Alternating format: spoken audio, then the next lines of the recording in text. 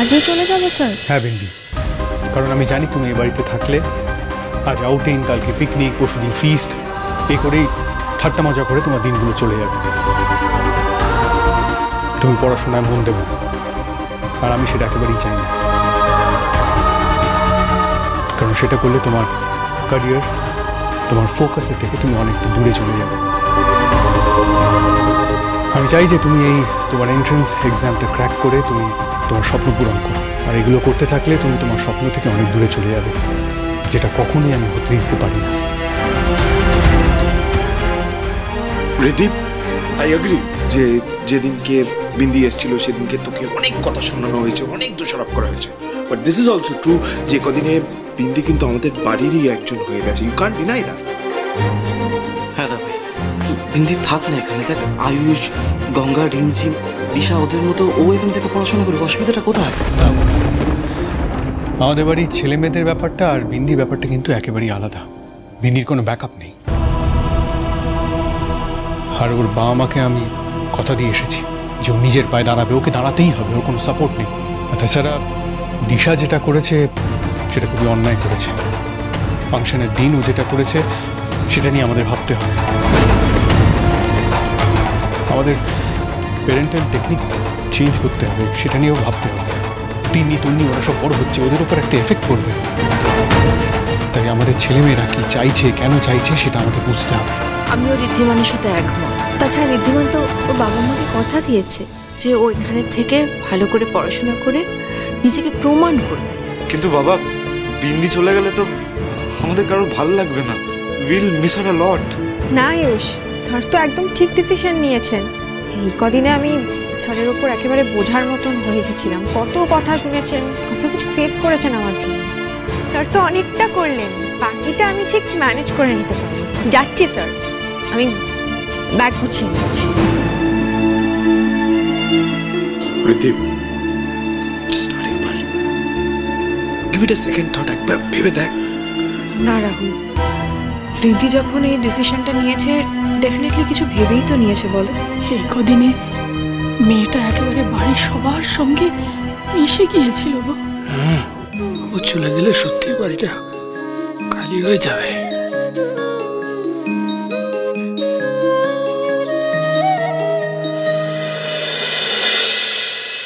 ও বিন্দি দিদি, তুমি সত্যিই চলে যাচ্ছ? আমার না এখনো বিশ্বাস হচ্ছে না। আচ্ছা, আমি একবার স্যারের সাথে কথা বলি। দেখো, আমি স্যারকে অনুরোধ করবো, আমি বলবো তোমাকে যাতে না পাঠায়। ও বিন্দি, আমার দিকে তাকাও, তুমি আমার দিকে তাকাও। আমি স্যারকে বুঝিয়ে বলবো, আমি বলবো আমি তোমার পড়াশোনার দায়িত্ব নেবো, তোমায় রোজ নিয়ম করে পড়তে বসাবো।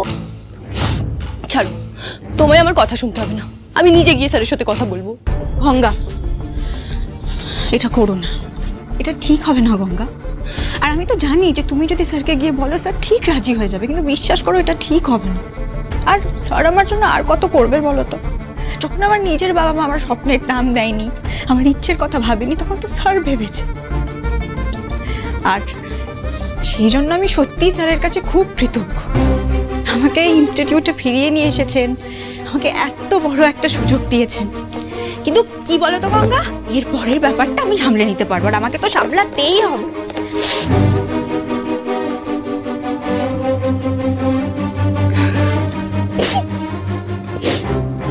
আর তাছাড়া আমাদের তো ইনস্টিটিউটে রোজ দেখা হবে, গল্প হবে, সব হবে। আর আমি না ঠিক করেছি আমি মাঝে মাঝে এবারে চলে আসবো দেখা করতে সবার সাথে, কেমন? তোমায় খুব মিস করবো গো, সত্যি খুব মিস করবো।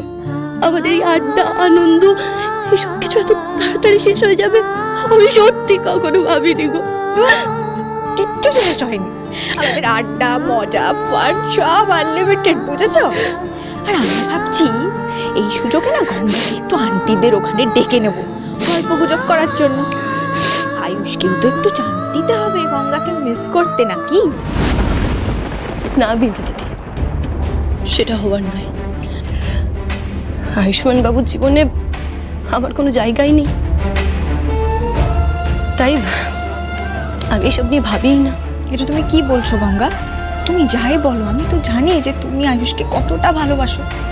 আর তুমি আমাকে প্রমিস করো তো যে তুমি তোমার ভালোবাসা কিছুতেই চেপে রাখবে না, তুমি জানাবে আয়ুষকে যে তুমি ওকে কতখানি ভালোবাসো। প্রমিস মি, কথা দাও। এসব কি বলছো তুমি বিন্দি দিদি?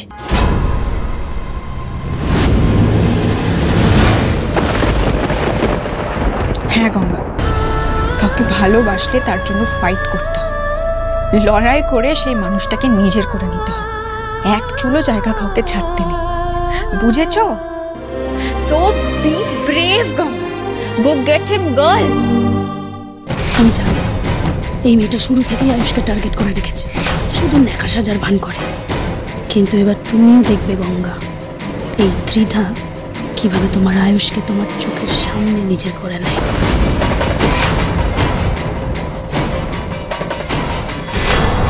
কিন্তু আয়ুষ্মান বাবু ত্রিধাকে ভালোবাসেন, আর আমি চাই উনি যাকে ভালোবাসেন তার সাথেই যাতে সুখী হন। আমি শুধু শুধু নিজের মনের কথা বলে ওনার জীবনে নতুন সমস্যার সৃষ্টি করতে চাই না। তুমি তো নিজেই বলো যে যা কিছু ঘটে সেই সব তোমার ঠাকুরের ইচ্ছে। তো দেখোই না যে উনি তোমার জন্য কি ঠিক করে রেখেছেন। হতেও পারে যে পুরোটা একেবারে মিরাকেলের মতো সেট হয়ে গেল। তোমার এই অদ্ভুত অদ্ভুত কথা তোমাকে আমি সত্যিই খুব মিস করবো গো, সত্যি খুব মিস করবো।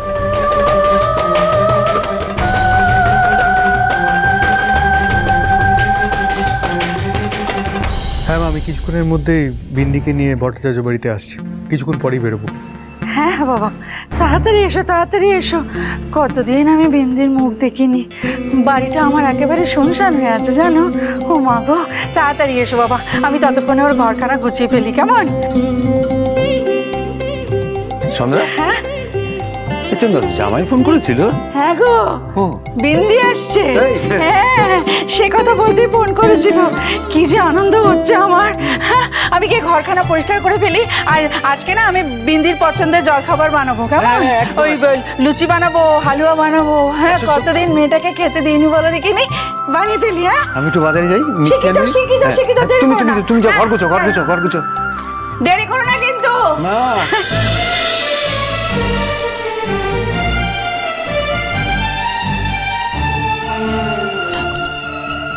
দাদু, লুকিয়ে লুকিয়ে রাত্রে কিন্তু খবরদার মিষ্টি খাবে না, ঠিক আছে তো? আর ও ঠাম্মি, যদি এক আধটা খেয়েও ফেলে তুমি কিন্তু বকাঝকা করো না। আর আমার জন্য কেউ একদম মন খারাপ করবে না, আমি মাঝে মাঝে দেখা করতে চলে আসবো।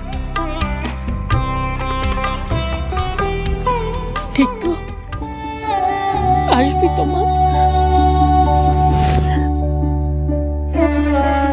না এলে ধরে নিয়ে আসবো।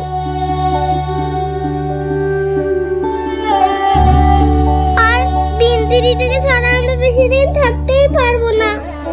আমিও তো আমার কিউটি পাইকে ছাড়া বেশি দিন থাকতেই পারবো না, কিন্তু তোমরা একদম মন খারাপ করবে না, ঠিক আছে?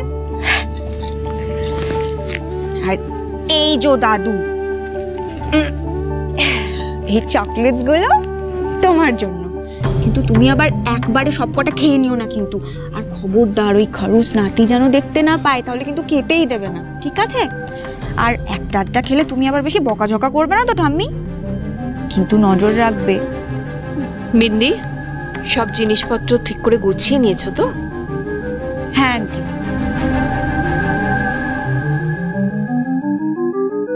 এই যে আমার কিউটি পাইদের জন্য, এটা কে খাবে? কে খাবে? ধরো। আমরা না তোমায় মাঝে মাঝে দেখতে চলে আসবো, কেমন? তারপর আমরা মেমোরি গেম, আন্তাক্ষরী, কার্ড গেম। আমি তোমায় খুব মিস করবো। আরে আমি তো তোমাদের মামা বাড়িতেই যাচ্ছি, তো মন খারাপ করলেই একদম দাদু দিদার কাছে চলে যাবে, দাদু দিদাও দেখে খুশি হবে। আর তখন আমরা তিনজন মিলে কার্ড গেম, মেমোরি গেম, আন্তাক্ষরী সব খেলবো, কেমন? কারণ টেকনিক্যালি এখন তো আমার দুটো বাড়ি হয়ে গেল, ও বাড়িতেও আড্ডা দেবো, এ বাড়িতেও আড্ডা দেবো। দা ভাই, গাড়ি রেডি আছে।